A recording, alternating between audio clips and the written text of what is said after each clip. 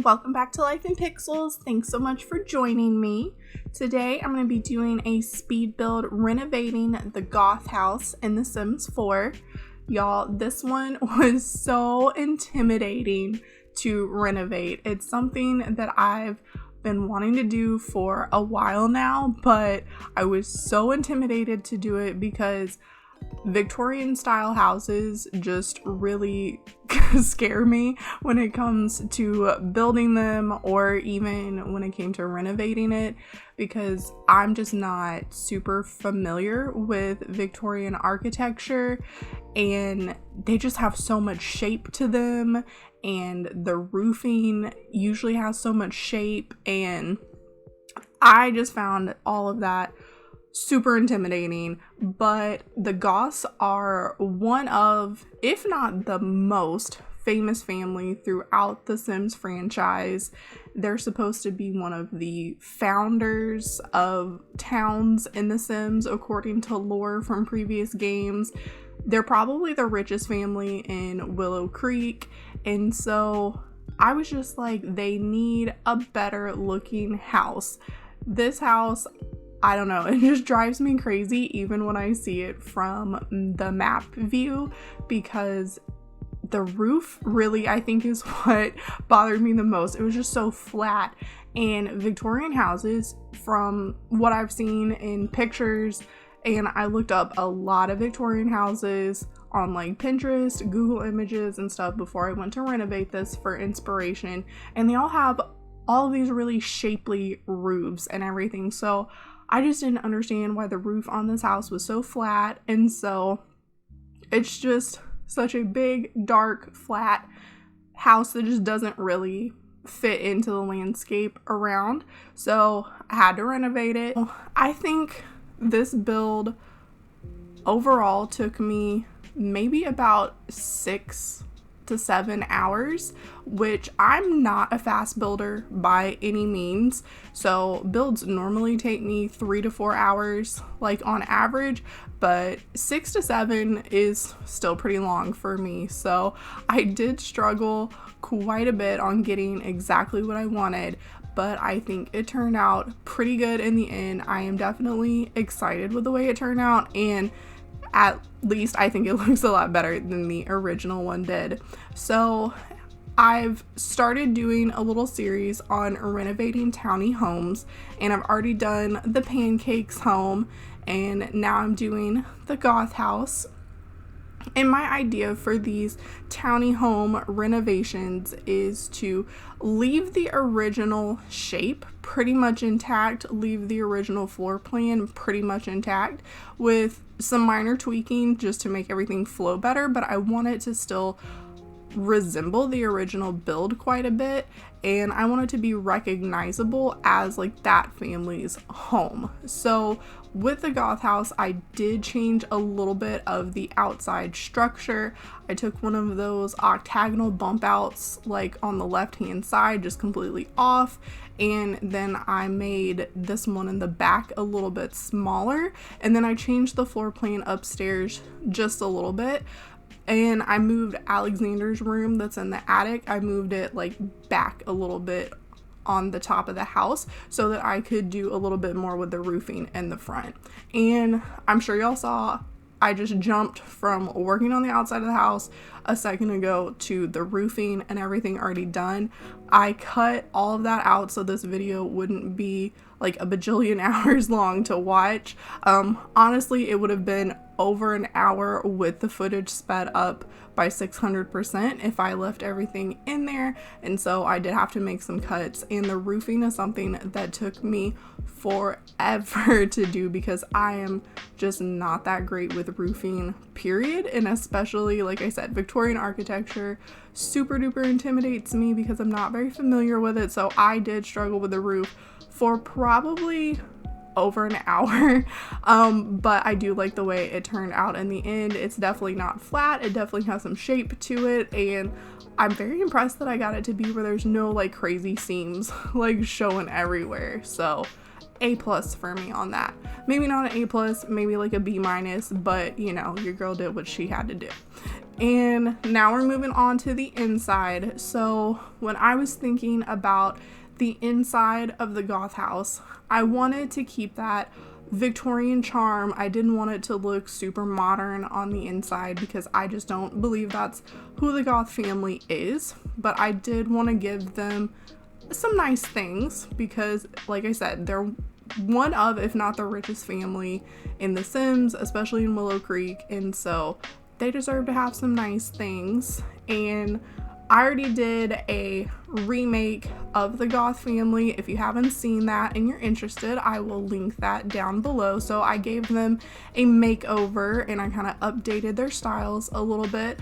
Again, I don't think I changed them too drastically, except for Cassandra. I definitely gave her more of a kind of punk goth type style. I just thought she deserved to be a little bit more rebellious than having both like her and Alexander be super geeky. So I left Alexander geeky because I thought that was just so cute for him, but Cassandra I definitely made a little bit more rebellious. But when I was giving them a makeover, I was looking at their aspirations, their skills, careers, all of that stuff, because honestly I've never played the Goth family before. I've never actually played any of the Townie families in The Sims 4 because I've been playing The Sims for like 17-18 years. So back when I very first started playing The Sims, like sometimes I would mess around with Townie and pre-made families, but for the most part I've always just like creating my own Sims, playing those families, and so I still do that. So I've actually never played any of the Townies in The Sims 4. So I honestly did not know what Mortimer and Bella did for work and stuff in this version of the game. And so does anybody else find it weird that Bella's a secret agent? Just as a side note, I mean, I guess it kind of makes sense with the lore of her disappearance, like mysterious disappearance throughout other versions of the game, and then like coming back and all of that. So maybe the secret agent thing kind of works to be kind of like a spin off of that, but honestly I found that a little weird. But I don't know what job I would want her to have if I picked a different one for her. But anyway, I just thought that was a little odd. But I did see that she has the party animal aspiration, and so she wants to have all of these like high level parties and everything, and so that makes sense for me. I can see her definitely being a sim that likes to entertain and to have all of these nice functions and like galas at her home. So I really wanted to make it look luxurious and a place where she could throw a lot of high-end parties and social events. So in the downstairs, I gave the dining room like a really luxurious makeover, and I gave the kitchen a lot of modern appliances. I was thinking about doing more Victorian era appliances to kind of stick with that Victorian theme. But then I decided Bella would definitely have some upgraded appliances. She would have a nice luxurious kitchen so that she could have these really elegant parties that she wanted to throw. So that was kind of my thought process on that.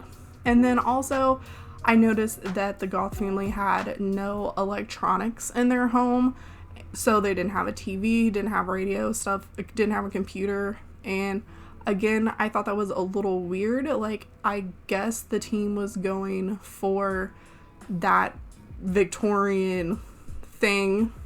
That doesn't sound very good. That Victorian vibe. So they didn't add any sort of electronics. But I just don't think that fits this family. You know, they've got a teenager, they've got a young kid, they're really wealthy. So I think they would have upgraded the inside of their house, even if they are living in an old house that's supposed to be a couple hundred years old. I think they would have some upgrades in there, especially because Mortimer, I saw his career is a writer, so he needs a computer to write because you have to have a computer to be a writer in The Sims 4. So that just really didn't make sense to me of how Mortimer was supposed to go about doing his job functions.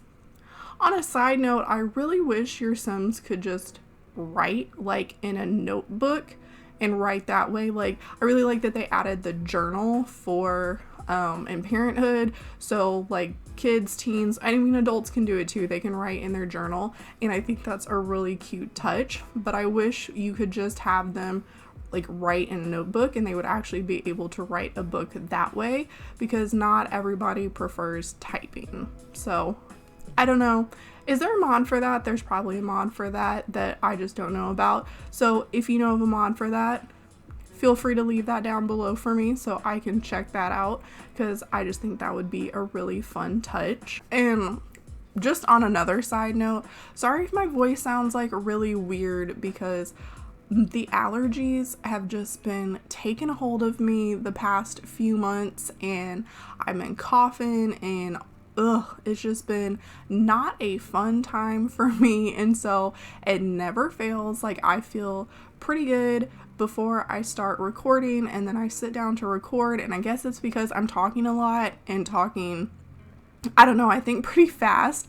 At least it feels like I'm talking pretty fast, but when I listen back to myself, it's actually not that fast, but whatever. So I guess it's just because I'm talking a lot, then I start like feeling the need to cough again. And so then sometimes I have to like choke back a cough until I finish a sentence, and then I have to like pause. And so that might be TMI, but it's just not been a fun time. So yeah, if my voice sounds like weird and all that kind of stuff, it's because I'm just going through like a super bad allergy season, and I am not here for it.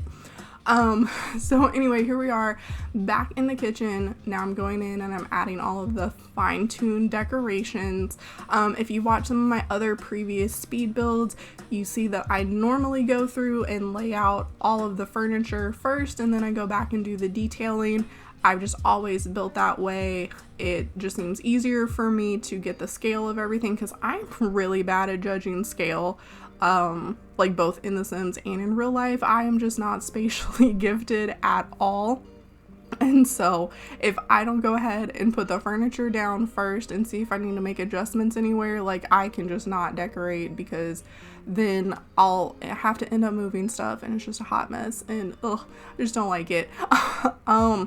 But so when I went through doing the detailing, I added a lot of stuff from vampires, and there's some stuff from Realm of Magic, and a lot of Get Famous, because there was a lot of really like luxurious items from Get Famous that had like, I don't know, a lot of velvet textures and like deep rich reds and burgundies.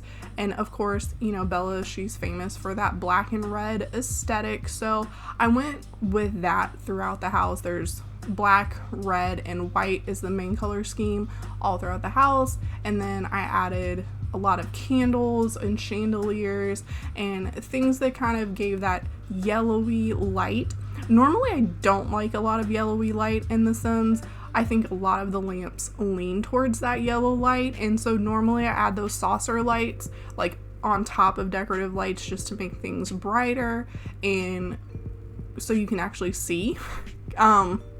We all know that The Sims has a lighting problem where things are usually dark unless you put in those saucer lights to really brighten it up, but I figured the Goths, our family that would have dim lighting, things would be kind of warm and more, I don't know, like romantic lighting, if that's the right word for it. So the only place that has a really like bright looking light is in the kitchen. That's the only place that has like a lot of white light, because I wanted you to be able to see what you were doing in the kitchen. Not that it super matters in The Sims, but I was just kind of thinking like in real life, I like it to be super bright so I can see what I'm doing in the kitchen at all times, but everywhere else has like super duper mood lighting, because I just figured that is the Goth family. Ooh, here we are in Cassandra's room. Y'all didn't get to see it when I was putting on the furniture, because that's some of the footage that I cut out, because for whatever reason I had a ton of trouble figuring out the layout for her room. Like, I don't know why I had so much trouble figuring out the layout for this particular room, but it was just annoying to watch, and so I cut that out because we didn't need all that. Plus, again, I didn't want this video to be like an hour long, so I went with this like purple color scheme, and I used the same kind of Victorian style wallpaper and the drapes and everything to kind of go with the aesthetic of the rest of the house. But then I added in quite a bit of modern looking furniture and decorations in here for her because, you know, oftentimes a house, like the whole house is in whatever the style of the parents or the adults living there is, like, because they decorate the main parts of the house, and then, you know, kids and teenagers decorate their rooms however they want to. I know definitely when I was a teenager, my room did not match the aesthetic of my mom's house by any means, and so I really wanted to add a lot of little touches in here that made it look like this was a young person's space and this was definitely Cassandra's space, and give her more of that rebellious vibe that I think she would have. There is her violin in here, so never fear, she's still a little violin girl. She's just got a lot more flair, and I used this shelf for the first time in so long.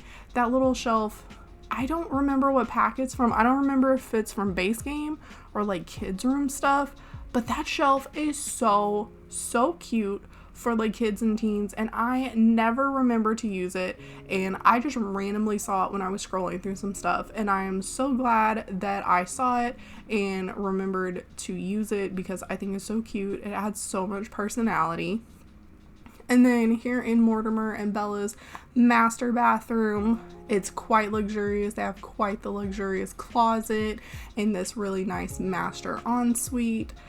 Originally in the floor plan, this largest bathroom was actually just the main bathroom for the second floor, and the ensuite for Mortimer and Bella was like a super duper tiny little bathroom, and that just didn't fly for me. So I changed the positioning of the doors a little bit, so this very large bathroom became their ensuite, and the smaller bathroom became Cassandra's bathroom. She has her own ensuite, and then I added a bathroom upstairs here in Alexander's room, so he has his own private bathroom. So as far as guests, there's a half bath downstairs, but that's the only like guest bathroom. There's not a full guest bathroom, but I didn't think that that would be too big of a deal because guests really just need a half bath, and they're not going to be like showering at your house probably.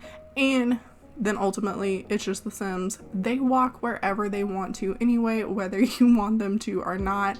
They're never in the place that you want them to. And then up here in Alexander's room, I used a lot of Realm of Magic furniture. Most of it is Realm of Magic, and I put in quite a bit of Realm of Magic like little touches because I don't know, I just thought that Alexander maybe becoming a spellcaster one day would be a really fun like storyline to maybe play through.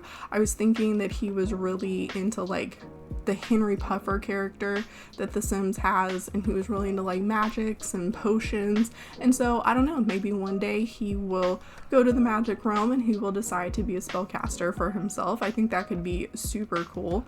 So yeah, that's how I decorated his room. Anyway, we are about up on the screenshots, so thank you so much for joining me. If you like what you saw, please consider liking, subscribing, and commenting, and I will see y'all in the next one. Bye!